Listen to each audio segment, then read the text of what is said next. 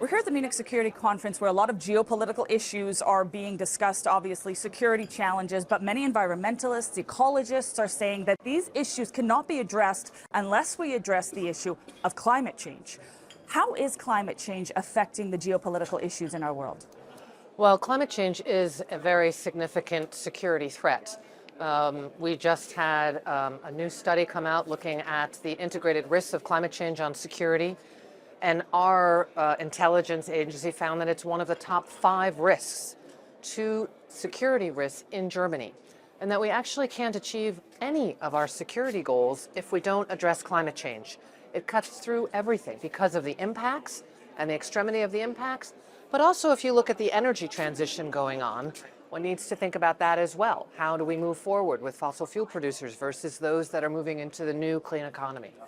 The recently released climate risk study states that more than 9,400 extreme weather events have occurred over the last 30 years, with more than 800,000 people losing their lives because of them.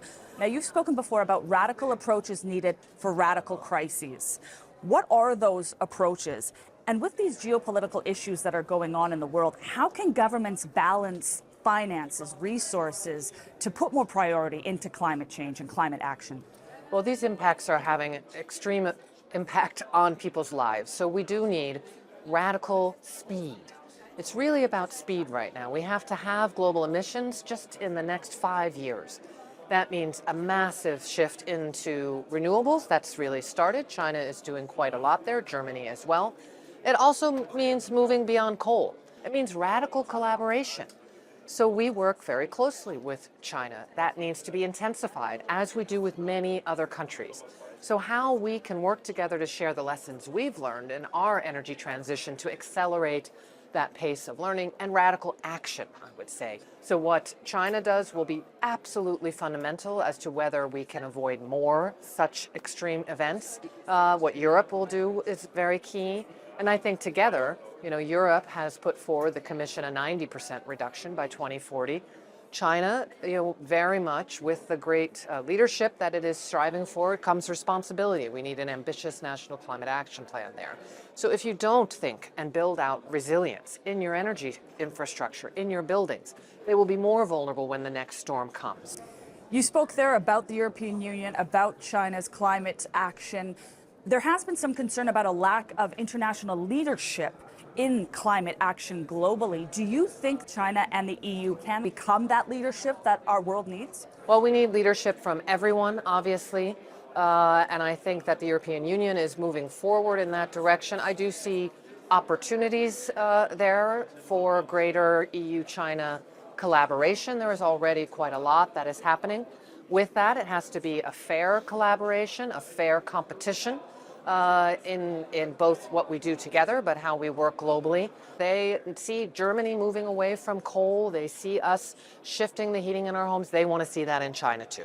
What would you say is the biggest challenge we face to the progression of our climate changes? Is it people? Is it money? Is it power? Is it us individually? What is the greatest blockage in this movement? Lack of courage.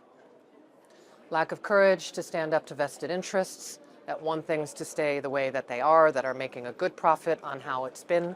Lack of courage to be putting forward ambitious policies. I think that is a key piece, and that means also putting yourself out there. Despite the fact that maybe others may be coming in and saying that's not the best way forward. The evidence is so clear, the impacts are happening around the world, and the opportunity for the action of driving a clean and affordable future and prosperous economy are there. So we just need many courageous individuals all around the world to continue to step up and work together radically. It's obviously a very challenging time for our world, both geopolitically and environmentally, which produces a bit of an air of pessimism, you could say. Do you have any optimism for the future? Are you confident that the world really can reduce emissions, that we can get to the 1.5 degrees in the next little while? Look, I'm extremely concerned about what scientists are finding. Every 1/10 of a degree matters, and I think what gives me hope are all of those courageous individuals who are out there. I have the privilege of meeting so many of them, whether they are you know, the local mayor that I met in China recently, who is moving forward and building out renewables in his city, whether it be in Berlin, the local mom who is working to make sure she can get her kids to work on a bike, but the time factor. That is the other greatest challenge. We have to move quickly, we have to move together, and we have to take everyone with us. This is an all of society problem, and we need everyone to join in to make it work. Thank you so much. You're welcome.